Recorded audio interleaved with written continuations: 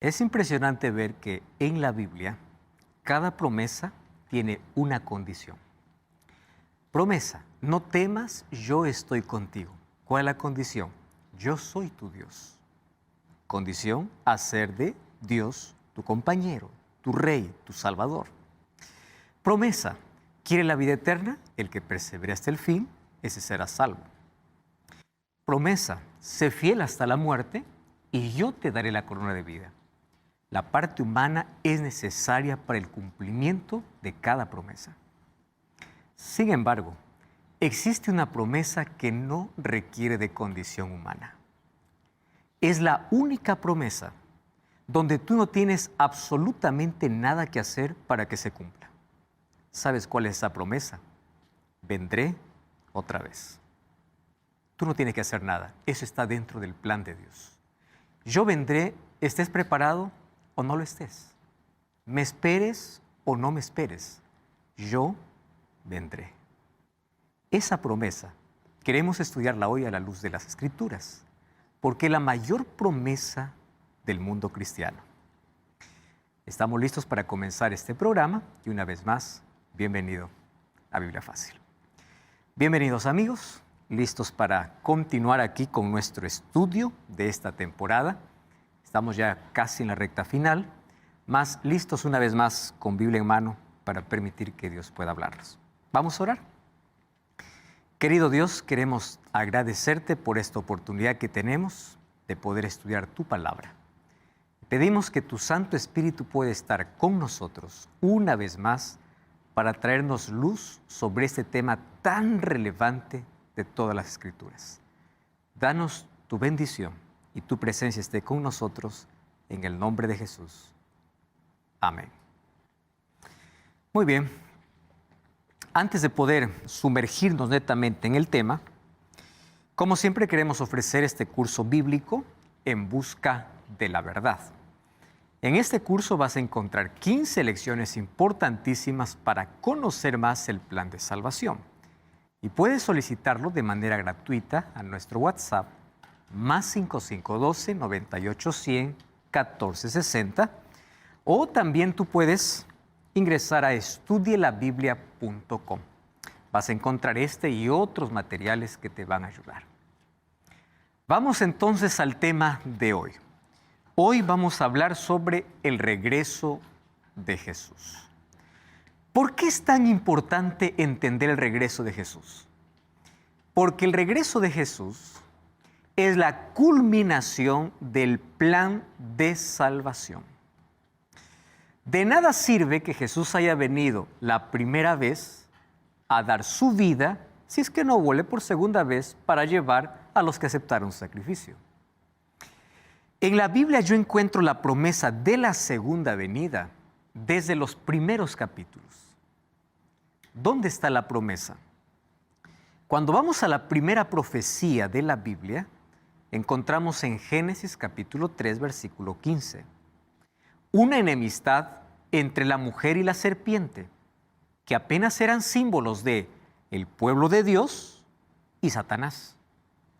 Y allí comenzó ese conflicto tremendo. Sin embargo, la promesa es que de la mujer nacería un descendiente y ese descendiente aplastaría en la cabeza a la serpiente. El primer pisotón, ¿dónde recibió? Cuando Jesús murió en la cruz, porque acabó su dominio para siempre, dominio de Satanás. Pero el aplastón final, mortífero, donde desaparecerá para siempre esa serpiente, que es símbolo de Satanás, obviamente, es después de su segunda venida. Entonces, la segunda venida forma parte del plan completo de salvación. ¿Cuál es la seguridad de que Cristo vuelve por segunda vez? Porque ahí viene, ¿no?, la pregunta. Tanto tiempo ya pasó, tantas cosas sucedieron, las cosas siguen igual. ¿Cuál es la seguridad que me da que viene por segunda vez? Su primera venida. Esa es la seguridad. Saben que en el Antiguo Testamento encontramos más de 6,000 versículos que hablan sobre la primera venida de Jesús. Detalles sobre Jesús, dónde nacería, cómo moriría, qué cosa es lo que haría, qué palabras diría en la cruz, y todas ellas se cumplieron en su primera venida.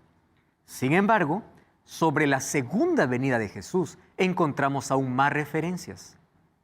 Y hoy vamos a estudiar aquellas referencias porque es uno de los temas más importantes de la Biblia, el regreso de Jesús.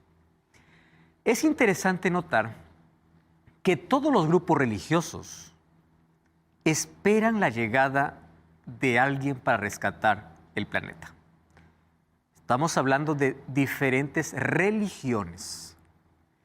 Nosotros a veces confundimos el término, ¿no? Religión con una denominación. La verdad, religiones en el mundo no hay más de 9 religiones. Todas las otras son denominaciones religiosas dentro del grupo mayor. Dentro del cristianismo hay más de 40,000 denominaciones, ¿no? Dentro del judaísmo existen también allí sus variantes. El islamismo también, el budismo también. Entonces, hay de las religiones más representativas, obviamente, encontramos, por ejemplo, de los musulmanes. Ellos están esperando al Imam Mahdi. Los budistas están esperando al señor Maitreya, que sería un nuevo Buda. Los hinduistas están esperando a Bodhisattva o Krishna. Y los judíos están divididos, obviamente, en 2 grupos.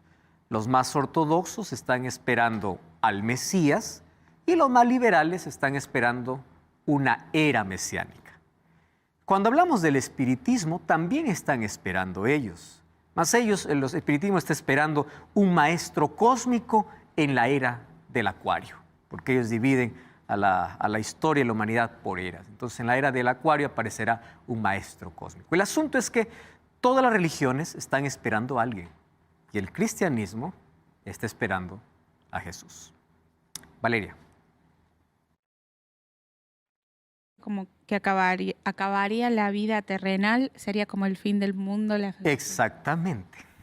Bien. La venida de Jesús marcaría el punto final a la historia de la mayor tragedia. Sería cerrar el paréntesis que se abrió en Génesis 3 por causa del pecado.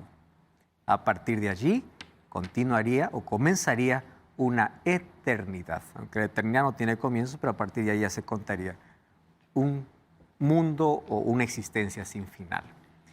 Bueno, todos están esperando a alguien para rescatar el planeta y los cristianos esperan a Jesús. Solo que dentro del cristianismo hay diversas teorías, argumentos en cuanto al regreso de Jesús. Y eso es lo curioso, ¿saben por qué? Porque se supone que el mundo cristiano tiene como base la Biblia. Y eso lo dijimos desde los primeros programas. ¿Cómo es posible que la Biblia, hablando de la segunda venida de Jesús, existan varias teorías sobre la venida? Y esta es una de las mayores estrategias diabólicas. Y ya mencionamos en el transcurso de estos programas de que nuestro problema es no aceptar la Biblia como autoridad final. Entonces, cuando yo no acepto la Biblia como autoridad final, yo voy a aceptar cualquier argumento. Pero si yo acepto la Biblia como base, yo voy a creer lo que la Biblia dice. Ahora, ¿cómo esperan los cristianos? Primero, algunos piensan que vendrá de forma visible, otros piensan que vendrá en secreto para robar a su pueblo. Eso se llama el rapto secreto. Unos piensan que vendrá antes del milenio, otros piensan que vendrá después del milenio. ¿Qué cosa es el milenio? 1000 años que menciona el libro de Apocalipsis, capítulo 20. Para algunos ese milenio será antes de la venida de Cristo, para otros después de la venida de Cristo. El tema del milenio lo estudiaremos en nuestra próxima lección. Pero hoy nos centraremos en cómo los cristianos esperan la venida de Jesús. La venida de Cristo es la doctrina fundamental de las Escrituras y uno de los temas centrales del libro de Apocalipsis. Mencionamos que de las 2.500 promesas en la Biblia, por lo menos 380 en el Nuevo Testamento hablan sobre la venida de Jesús. ¿Saben qué significa eso? Que en el Nuevo Testamento, 1 de cada 25 versículos dice que Jesús viene. O sea, el tema es tan relevante. La venida de Jesús es el foco, el eje central. Pero ¿cómo es que hoy la gente imagina el fin del mundo. Para el cristiano debe estar claro que el fin de este planeta es la venida de Cristo. Sin embargo, la mayoría todavía tiene en su mente que el fin del mundo vendrá por un asteroide, el fin del mundo por una pandemia, el fin del mundo por invasión extraterrestre. Todo eso nos vendieron las películas, ¿no? Hollywood se encargó de poder colocar en la mente incluso la palabra apocalipsis como terror en lugar de esperanza, y en lugar de colocar cómo será la venida de Jesús, de tergiversar la idea más linda de cómo vendría a través de fantasías. Mas, ¿cómo nos enseña la Biblia que vendría Jesús? La promesa está en Juan capítulo 14, versículo 1 al 3, es el texto más conocido dentro del mundo cristiano, y ese texto dice así: no se turbe vuestro corazón, creed en Dios, creed también en mí. En la casa de mi Padre muchas moradas hay. Al decir que en la casa del Padre hay muchas moradas, significa que la casa está lista, la morada está hecha. Si así no fuera, yo os lo hubiera dicho: voy a preparar lugar. No va a preparar morada porque morada está, ya están. Voy a preparar lugar para vosotros. Si me fuere y os prepararé lugar, vendré, tomaré a mí mismo para que donde yo estoy, vosotros también estéis. Esa es la promesa clave. ¿Cuándo Jesús lo dijo? Jesús lo dijo minutos antes de ir al Getsemaní. Y en el Getsemaní se definió nuestra salvación. Porque Jesús pudo haber renunciado y pudo haber dicho: Señor, yo no quiero beber esta copa. Cuando hablamos de la copa estamos hablando del sufrimiento y yo me voy. Pero su oración en el Getsemaní fue: hágase tu voluntad. Y él entendió que la voluntad del Padre era continuar con el plan. El sufrimiento y la cruz serían necesarios. Antes de que Jesús vaya al Getsemaní, mientras estaban dirigiendo después de la cena, de la última cena que tuvo con sus discípulos, bajaron por el valle del Cedrón, dirigiéndose al monte de los olivos, ahí el Getsemaní. Jesús le dice: no se turbe vuestro corazón, yo voy a volver. Allí Jesús menciona la mayor promesa, y esta promesa mantuvo viva la fe de millares en el pasado como en el presente. ¿Cómo vendrá Jesús? La venida de Jesús por lo menos tiene 4 características relevantes, 5 características relevantes. La primera característica de la venida de Jesús, la Biblia es clara. Hechos capítulo 1, versículo 11 dice así: varones galileos, ¿por qué estáis mirando al cielo?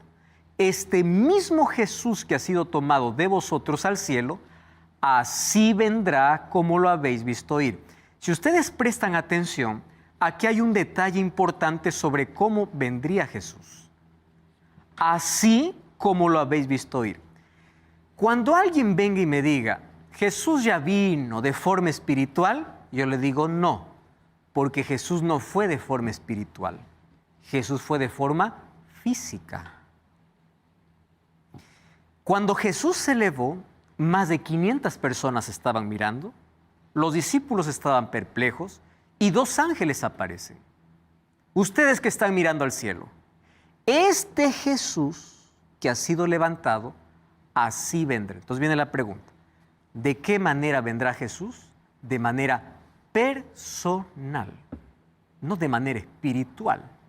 Porque hay algunos que piensan: Jesús está en espíritu. No, personal. Así como fue, así volverá. Mateo 25:31 dice: cuando el Hijo del Hombre venga en su gloria y todos los santos ángeles con él, se sentará en su trono de gloria. ¿Cómo se fue Jesús? ¿En secreto o visible? Visible. ¿Cómo volverá Jesús? ¿En secreto o en gloria? En gloria. Entonces, aquella idea de que Jesús vendrá calladito, en secreto, no es bíblica. Es totalmente antibíblica. Y luego vamos a mostrar por qué y dónde están las raíces de otra creencia. Aquí viene la segunda característica. Entonces, la primera característica es personal, la segunda es visible. Mateo 24:27, como el relámpago que sale del oriente, se muestra al occidente, así será la venida del Hijo del Hombre. Relámpago, para que alguien diga que hubo relámpago, tuvo que ver, visible. Apocalipsis 1:7 dice: aquí que viene con las nubes y todo ojo lo verá, Aún los que lo traspasaron y todos los linajes de la tierra harán lamentación por él. Sí, amén. Cuando nosotros vamos al libro de Apocalipsis, encontramos de manera trágica en sí la vuelta de Jesús. Dice que el cielo se enrollará como un pergamino, las peñas caerán, todo será una convulsión en ese momento, desesperación para algunos, esperanza para otros, pero el asunto es que Jesús viene de manera visible. Todos serán testigos. Número 3, tercera característica del regreso de Jesús, será glorioso. La venida de Jesús será gloriosa. Mateo 24, 30 y 31 dice así: entonces aparecerá la señal del Hijo del Hombre en el cielo, y entonces lamentarán todas las tribus de la tierra, y verán al Hijo del Hombre viniendo sobre las nubes una vez más, con poder y gloria, y enviará a sus ángeles con gran voz de trompeta, juntará a sus escogidos de los 4 vientos, de un extremo hasta el otro. Cuando Jesús viene, viene con todos los ángeles. ¿Cuál es el número de los ángeles? No sabemos, son millares. Ahora es interesante, ¿por qué vienen los ángeles? Cuando vamos al libro de Apocalipsis capítulo 8, encontramos que en la abertura del 7º sello, dice que el cielo queda vacío por 1 hora. Y como Apocalipsis es un libro profético, nosotros al ir a estudiar neta la profecía, encontramos que 1 hora en sí equivale en profecía a 1 semana, ya que un día equivale a 1 año en profecía. Entonces, cuando dice que habrá en el cielo silencio como 1 hora o como media hora, quiere decir que el cielo se queda vacío. ¿Y por qué se queda vacío? Porque todos los ángeles vienen. ¿Y cuál es la función de los ángeles? Ustedes saben que hoy, por diferentes circunstancias de la vida, todos estamos distantes, estamos separados. Puede ser que tengamos familiares que fallecieron, están en otro país. Nuestra familia puede estar distribuida en cualquier parte. Cuando Jesús venga, los ángeles tendrán la función de poder juntar a las familias, de poder entregar a los seres queridos, aquellos que murieron y resucitan cuando Jesús viene, a aquellas personas que están vivas para ese momento, obviamente, para ese grande reencuentro. Entonces, la función de los ángeles es acompañar ese momento glorioso de emoción por ver a Jesús y por el reencuentro con tanto familiar distante o personas que ya fallecieron. Por eso es que Jesús viene con todos sus ángeles para juntar a todos sus escogidos. Número 4, la cuarta característica es que la venida de Jesús será dramática. Y aquí está el texto de Apocalipsis capítulo 6, versículo 14 al 17, dice: el cielo se desvaneció como un pergamino que se enrolla, todo monte y toda isla se removió de su lugar, los reyes de la tierra, grandes, ricos, capitanes, poderosos, siervos, libres, se escondieron en las cuevas y entre las peñas de los montes, y decían a los montes y peñas: caed sobre nosotros y escondednos del rostro de aquel que está sentado sobre el trono de la ira y del Cordero. Desesperación por un lado, por otro lado alegría. Ese es el final, ¿verdad? Porque cuando Jesús venga ya todos los casos están determinados. Ahí no hay más arrepentimiento. Veremos eso en el tema del juicio. El juicio terminará, la primera fase de juicio, antes de la venida de Jesús. Cuando Jesús regrese, el caso de cada ser humano ya está decidido. Entonces, aquellos que no se prepararon son aquellos que gritan y dicen: caed sobre nosotros. Preferimos ahora la muerte que ver a aquel que está viniendo. ¿Y por qué no lo quieren ver? Porque aquel que viene no es alguien desconocido. Es alguien que ellos siempre rechazaron en la vida. Ellos saben quién es. Y finalmente, la venida de Jesús será audible. Muy bien.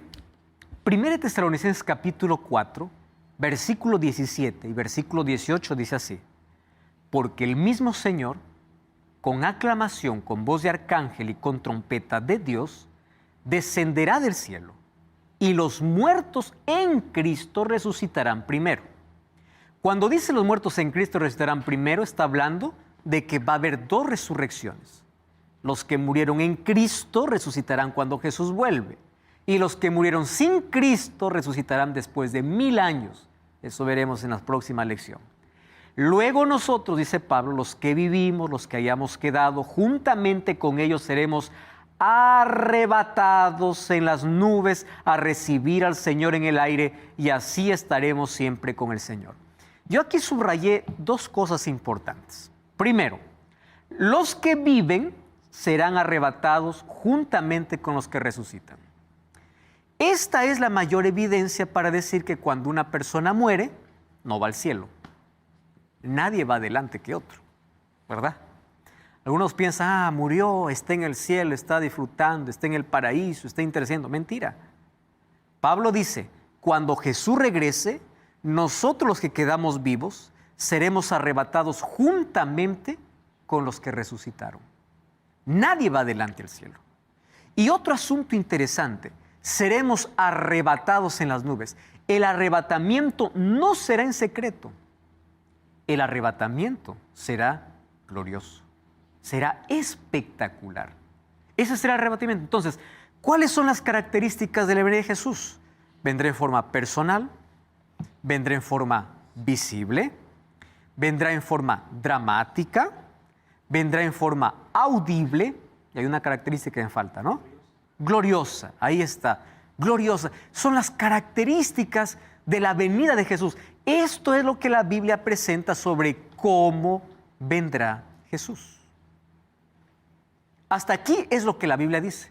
Pero ahí viene la pregunta, ¿por qué dentro del mundo cristiano hay tantas ideas de que la venida de Jesús va a venir en secreto, que Jesús va a robar a su pueblo, que la gente va a ser arrebatada solamente en secreto y el resto se va a quedar? ¿De dónde nace tanta idea?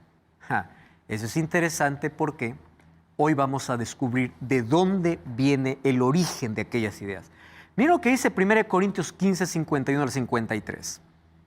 Aquí os digo un misterio, no todos dormiremos. La muerte es considerada un sueño, por eso Pablo está diciendo, no todos van a morir, pero todos seremos transformados. En un momento, en un abrir y cerrar de ojos. Algunos piensan que en un abrir y cerrar de ojos está hablando de arrebatamiento. Aquí no está hablando de arrebatamiento. En un abrir y cerrar de ojos dice que seremos transformados. Está hablando de la transformación, que será instantánea. Ahora, a la final trompeta, la venida de Jesús, se tocará la trompeta y los muertos serán resucitados incorruptibles y nosotros seremos transformados. Es necesario que esto corruptible se vista de incorrupción y esto mortal se vista de inmortalidad. Ahora, fíjense aquí, dos detalles importantes de este texto. Primer detalle, todos los que resucitan en la venida de Jesús son los que se salvan. Y aquellos que salen de sus tumbas ya no resucitan como cuando murieron. ¿Qué significa eso? Ellos resucitan glorificados. ¿Qué significa glorificado? Con el cuerpo perfecto con el cual va a estar toda la eternidad. Si alguien murió sin un brazo, resucitará con los dos. Si alguien murió con alguna enfermedad terminal, resucitará sano. Si alguien murió con algún defecto físico, resucitará perfecto. La pregunta es, cuando nosotros seamos glorificados, ¿cómo nos conoceremos? ¿Cambiaremos completamente? No. Conservaremos características únicas que harán que nos podamos reconocer. Sin embargo, toda mancha que el pecado trajo, toda deformación que el pecado trajo, será totalmente eliminado. Y a partir de allí comenzaremos una nueva historia. Y allí lo segundo, nadie va al cielo con este cuerpo corruptible. ¿Qué significa corruptible? Con esta naturaleza de pecado, con estas células que envejecen y mueren. Nadie irá con esta mente allí ensombrecida por el pecado. Nadie. Seremos transformados. Dios colocará en nosotros al 100% la naturaleza perfecta. Nuestro cuerpo, nuestra mente, todo será perfecto, así como cuando salió de las manos de Dios, en el caso de Adán. Eso se llama glorificación. Muy bien. ¿Qué sucede entonces? ¿Por qué algunas personas piensan así? A pesar de que la Biblia dice que Jesús vendrá de manera personal, visible, gloriosa, dramática y audible, ¿por qué muchas personas piensan que Jesús vendrá de otra manera? déjenme contarles de manera breve lo que hizo Satanás para interrumpir la primera venida de Jesús. ¿Quiénes eran los que tenían los rollos de los profetas y de las profecías? El pueblo de Israel, ¿verdad? Ellos estudiaban las profecías. Ahora préstenme atención.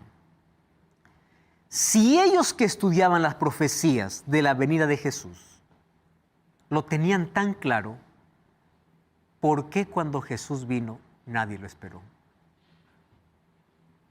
Si todas las profecías anunciaban dónde iban a nacer. Las profecías anunciaban cómo y a qué misión o qué misión iba a cumplir. Cuando vamos a Juan capítulo 1, versículo 11, dice, y a los suyos vino y los suyos no le recibieron. O sea, no estamos hablando del mundo pagano, más bien los que fueron a reconocer al Mesías, ¿quiénes fueron? Reyes magos o gente del oriente, del otro lado. Y más bien el pueblo que tenía el conocimiento de la profecía no lo esperó. ¿Por qué creen que sucedió eso? Por la misma razón por la cual Satanás está trabajando hoy antes de la segunda venida de Cristo. ¿Cuál es la estrategia del diablo? Para que nadie espere a Jesús, tanto en su primera venida como en su segunda venida, Satanás hace que la gente pueda esperar un Jesús equivocado. ¿Qué significa un Jesús equivocado? Los judíos no esperaban un Jesús sufriente, los judíos esperaban un Jesús político. Y hoy, para la segunda venida de Jesús, Satanás armó nuevamente el plan. No están esperando un Jesús que venga en gloria, sino un Jesús que venga a robar. ¿Entienden? Lo que hace Satanás es confundir la mente incluso del mundo cristiano, de aquel que tiene la palabra. En el caso de la primera venida, los judíos tenían la palabra; en el caso de la segunda venida, los cristianos tienen la Biblia, para que puedan esperar un Mesías diferente. Ya te mostramos aquí cuáles son las características de la venida de Jesús. La pregunta es, si tú eres cristiano y crees que Jesús va a venir en secreto, va a venir a robar, ¿de dónde nació esa idea? Mucho cuidado. Hoy vamos a ver cuál es el origen y cuál es el peligro de creer en ello. No cambies el canal, vamos a una breve pausa y ya regresamos. Biblia Fácil.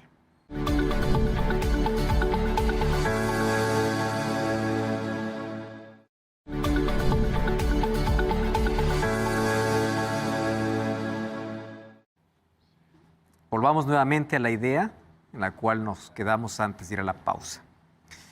Satanás elaboró una estrategia para que nadie pueda esperar a Jesús. Los judíos, a pesar de tener la verdad, la Torá, la Biblia, las profecías, ellos esperaron un Mesías equivocado. Por eso es que cuando Jesús vino, nadie lo esperó. Y nadie lo reconoció como el Mesías. ¿Por qué? Si tenían la verdad. Porque a pesar de leer la verdad, ellos colocaron su pensamiento por encima de las profecías. Y toda la vida esperaron un Mesías político que vendría a subyugar, a darle libertad, subyugar a Roma, darle libertad a ellos, cuando las profecías hablaban de un Mesías sufriente. Para la segunda venida de Jesús, Satanás hace lo mismo.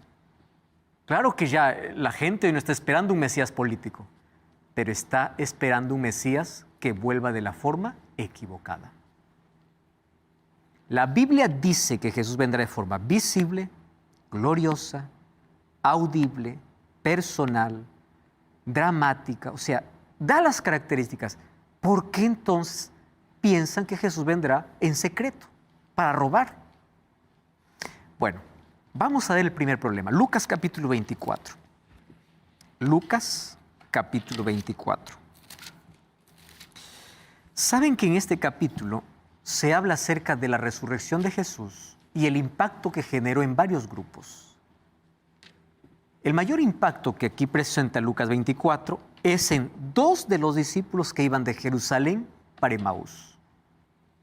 Ellos iban discutiendo, ¿qué cosa? Sobre el Mesías. Y vamos a leer allí, Miren, vamos a ver versículo 18. Desde el versículo 17 dice que Jesús se puso a caminar con ellos y les pregunta, ¿por qué están tristes? Uno de ellos le responde, que se llamaba Cleofás, ¿eres tú el único forastero en Jerusalén que no sabe de las cosas que acontecieron estos días? Jesús le dice, ¿qué cosas? De Jesús Nazareno, varón profeta, poderoso en obra, en palabra, delante de Dios y todo el pueblo. Lo entregaron los principales sacerdotes, nuestros gobernantes a sentencia de muerte y lo crucificaron. Versículo 21, presten atención, es el versículo 21. Pero nosotros esperábamos que Él era el que había de redimir a Israel. ¿Están entendiendo ese texto? ¿Cuál era su frustración? Que ellos esperaban un Mesías diferente. Nosotros creíamos que Él era el Mesías que nos iba a redimir, pero ahora ya es el tercer día, dicen que ha resucitado, pero ya no nos importa. Las profecías no hablaban de un Mesías político. Ese era el problema. ¿Qué hace Jesús? Me gusta la manera como Jesús desvenda los ojos. Vamos al versículo 25. Entonces Él les dijo, oh insensatos y tardos de corazón para creer todo lo que los profetas han dicho. ¿Cuál era el problema de ellos? A pesar que leían, no creían. Ese es el problema. Y es el problema del mundo cristiano hoy. El problema del mundo cristiano hoy es que lee la Biblia. ¿Cómo vendrá Jesús? Visible, audible, glorioso, pero no cree. ¿Y saben qué cosa dice Jesús? Insensatos y tardos de corazón para creer en lo que los profetas dicen. Versículo 26, miren lo que dice. ¿No era necesario que el Cristo padeciera estas cosas y entrar en su gloria? ¿Cuál es la manera como Jesús nos explica? Versículo 27. Y comenzando desde Moisés y siguiendo por todos los profetas, les declaraba en todas las escrituras lo que de él decían. ¿Qué hace Jesús? Les da de nuevo un estudio bíblico a gente que dizque ya conoce la Biblia. Curioso, ¿no? A ver, les voy a refrescar la memoria. ¿Qué decía Moisés? ¿Qué decía David? ¿Qué decían los profetas? ¿Por qué ustedes están esperando otro Mesías? Lo mismo sucede hoy, solo que hoy ya no tendremos la oportunidad que tuvieron estos discípulos. La segunda venida ya no hay más oportunidad. Y Satanás está desviando el foco de la venida de Jesús en gloria y majestad a una venida secreta. Ahora presten atención, ¿de dónde nace esa idea? Porque este engaño se está intensificando. Daniel capítulo 9, yo no voy a explicar esta profecía, más si tú tienes interés en explicar, puedes buscar Biblia Fácil. Daniel explicó toda la profecía, pero este argumento sobre el rapto secreto tiene su origen en una interpretación de Daniel capítulo 9.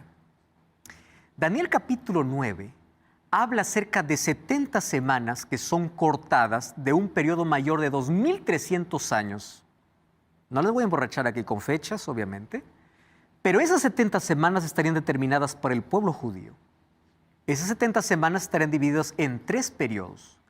El primer periodo, con la orden para reconstruir los muros de Jerusalén, comenzó el año 457, terminó en el año 408. De ahí el segundo periodo abarcaría el ungimiento del Mesías. ¿Y el ungimiento del Mesías cuándo sería? En el año 27. El ungimiento o el bautismo de Jesús en el año 27 dice que después de eso se contará una semana. Y una semana en profecía son 7 años. Y a la mitad de semana se hará cesar el sacrificio. O sea, a la mitad de semana, en el año 31, Jesús muere. Ustedes van a ver que en las profecías hay un reloj exacto de Dios. Entonces Jesús se bautiza en el año 27, Jesús muere en el año 31, ¿y qué sucede en el año 34? Porque el año 27 más 7 son 34. En el año 34 muere el primer mártir cristiano llamado Esteban. Con la muerte de Esteban, el pueblo judío pierde el privilegio especial de ser la nación escogida por Dios para ser la luz del mundo. Y el privilegio pasa para todos los gentiles y Dios levanta al apóstol de los gentiles llamado Pablo. Ahora fíjense, ¿cuál es la interpretación? La interpretación es que de las 70 semanas, en el reloj profético, mientras está avanzando, cuando llega la semana 69, el reloj se para. Supuestamente, yo no sé de dónde sale esa idea. ¿Y por qué se para? Porque no sé de dónde sacaron la idea de que Jesús vino a establecer un reino terrenal. Y esto es totalmente equivocado, porque Jesús sabía cuál es su misión. Incluso más de una vez quisieron coronarlo y Él no permitió. Más de una vez lo quisieron hacer rey y Él no permitió, porque Él sabía cuál era su misión.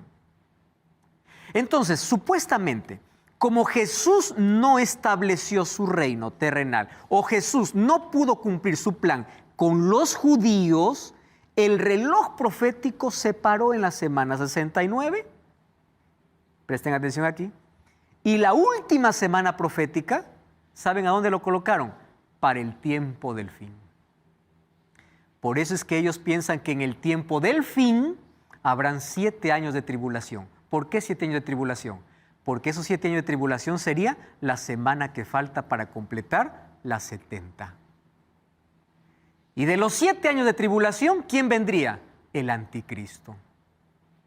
Ese es más o menos el origen de la idea del rapto secreto. Una semana de profecía que debió cumplirse, supuestamente el reloj se paró y Dios dejó su plan para Israel y ahora pasó con un nuevo plan para los gentiles. En ese sentido, Dios tendría 2 planes de salvación, Dios tendría 2 esposas, sería más o menos un polígamo espiritual, ¿no? Dios tendría su pueblo, que es Israel, y su pueblo espiritual, que son los gentiles. Yo no sé de dónde nace esta idea, ¿no? Porque el apóstol Pablo habla que nosotros llegamos a ser el Israel espiritual. Y donde debiera estar Cristo, ¿qué colocan? El anticristo. Por eso es que la mayoría de las religiones o de las denominaciones cristianas esperan los 7 años de tribulación, donde vendría el anticristo en el tiempo del fin, pero cuando venga el anticristo y venga esa tribulación, el pueblo de Dios será raptado, será robado. ¿Y saben qué cosa es lo más triste? Dicen que el libro de Apocalipsis no sirve, porque el libro de Apocalipsis fue hecho para el judío. Toda la tribulación, el conflicto es para los judíos. Nosotros somos los gentiles. Y para nosotros termina en Apocalipsis 4 cuando Dios le dice a Juan, ven acá. Significa que Dios lleva a su pueblo, dice. Y a partir del capítulo 4 en adelante ya no sirve. ¿Por qué? Eso es para los que van a sufrir la tribulación. Y se pierden el gran tesoro que tiene la Biblia y especialmente el libro de Apocalipsis. Ahora ustedes entienden por qué la mayoría de denominaciones cristianas no aceptan ni la ley de Dios. ¿Por qué? Porque es para el judío. O sea, en la mente de ellos está, Dios tiene un plan para salvar al judío y Dios tiene otro plan para salvar al gentil. De allí viene la idea, el judío se salva por ley, el gentil se salva por gracia.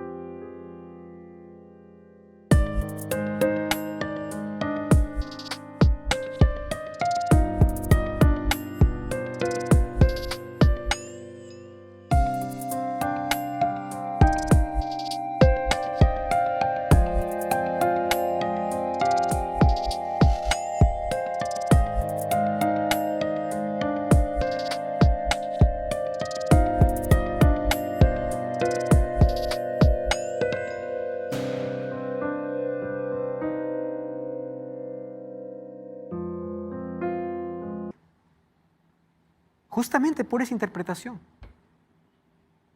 Dios tiene 2 planes, 2 esposas. Un día en mi canal de YouTube subí un video sobre venida de Jesús y una señora allí me dice, usted se está olvidando de la segunda esposa. Me llamó tanto la atención que me voy a investigar, ¿no? La segunda, ¿qué segunda esposa? La Biblia solamente me habla de una esposa que está preparada. No, es que una esposa es Israel y la otra son los gentiles. A ver, espera un momento. O sea, hay dos planes de salvación en la Biblia. Hay dos maneras de salvar. Ahora tiene sentido por qué muchas denominaciones cristianas no más quieren saber del Antiguo Testamento. ¿Por qué razón? Porque piensan que Dios tiene dos pueblos diferentes, dos planes de salvación diferentes y dos maneras de salvar diferentes. Y allí se coloca el rapto secreto. A ver, vamos a ver aquí algunos detalles interesantes. El reloj profético se detuvo, la última semana no se pudo cumplir, se abrió un paréntesis que comienza en el Pentecostés, las cosas para la iglesia terminan en Apocalipsis 3, a partir de Apocalipsis 4 solamente es para judíos porque ahí viene el rapto, el reloj detenido, ahora comienza un reino espiritual a lo cual se llama dispensación de la iglesia, por eso es que ese argumento es argumento dispensacionalista. Entonces, como Dios no pudo cumplir su plan con los judíos, Dios abre un paréntesis y dice, voy a dejar un poquito a los judíos acá, a mi pueblo, y ahora voy con los gentiles. Voy a formar otro pueblo. La Biblia no dice eso. La Biblia dice que Dios tiene un solo pueblo.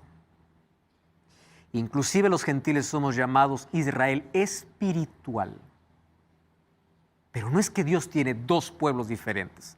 Entonces Dios suspende su plan para Israel y va para los gentiles. ¿Y de dónde nace esa idea? ¿Saben dónde nace la idea? Es más fuerte porque todo tiene un trasfondo.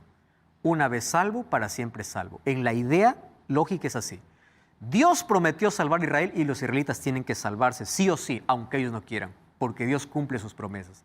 Pero recordemos que las promesas de Dios son condicionales.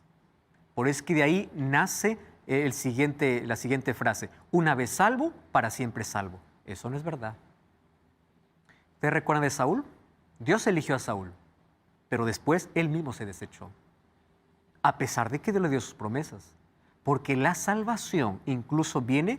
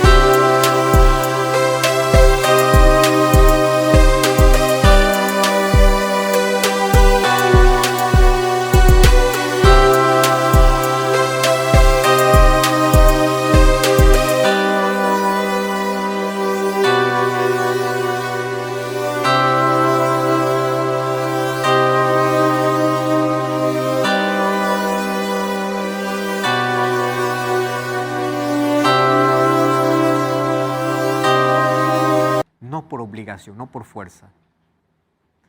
Ahora, ¿qué sucede? Dios, en ese caso, tendría dos pueblos separados, el Israel literal y los gentiles, y dos planes diferentes. ¿Cuándo se cerraría ese paréntesis? Cuando comienza la tribulación. Quiere decir que ahí habrá un evento que se llama rapto secreto. ¿Saben que en el rapto secreto creen la mayoría de cristianos? ¿Basados en qué? No hay un texto bíblico. ¿Sabes en qué se basa? La mayoría se basa en películas. Ustedes ven películas en Netflix, en cualquier otra, que habla sobre Apocalipsis, está la doctrina del rapto bien clara. Una vez yo vi una película donde estaba un avión, un piloto en un avión junto con tantos pasajeros y el piloto desapareció. Y los pasajeros desaparecieron y los pocos que quedaron estaban temblando porque no sabían cómo va a hacer descender ese avión. Y uno decía, yo sé lo que está sucediendo, el rapto llegó. Miren cuál es el peligro de la idea del rapto. La idea del rapto es así. Dios lleva a los que están preparados al cielo y los que se quedan tienen una segunda oportunidad para arrepentirse. Eso es diabólico. ¿Saben por qué? Porque la Biblia me enseña que el ser humano tiene una sola oportunidad.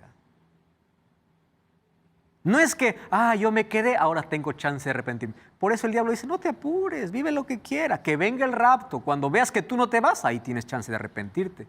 Eso no está en la Biblia, absolutamente. Entonces, ¿cómo sucede? Al comienzo dice que en Europa aparecerá un hombre carismático, ahí es cuando, recuerdan que les dije que la última semana lo pusieron para el tiempo del fin, y allí restablece el Imperio Romano y gobernará los 3 primeros años, favorece a los judíos, reconstruirá su templo, establece el sistema de sacrificios, luego se revela y es el anticristo. De allí se levantará para perseguir a los judíos los 3 años y medio, ahí será el tiempo de angustia. En ese tiempo de angustia se convertirán 144,000 judíos. De allí habrá una guerra, todo rodeando al pueblo de Israel, pero de ahí viene Jesús en gloria y majestad, establece su reino, se siente en el trono de David, y los que no se convirtieron tienen otra oportunidad. Esa es la teoría del rapto secreto.